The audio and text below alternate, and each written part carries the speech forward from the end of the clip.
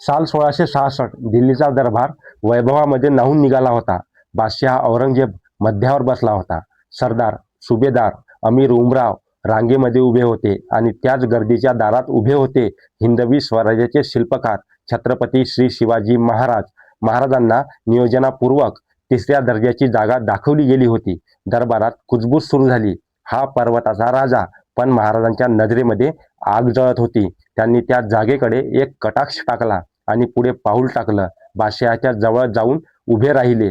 सगळा दरबार थिरकला होता. औरंगजेब दचकला होता. महाराजांचा आवाज विजेसारखा घणघणला होता.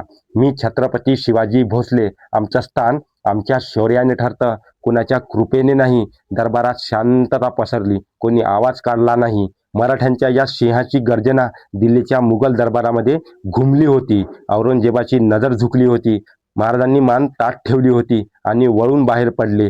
त्याच दिवशी दिल्लीने पाहिलं, शिवराय कोण आहे हे पदाने नाही, पराक्रमाने सिद्ध केलेलं आहे. आणि छत्रपती शिवाजी महाराजांचा तो दरारा आज पण दिल्लीच्या दरबारामध्ये कायम आहे. जय शिवराय.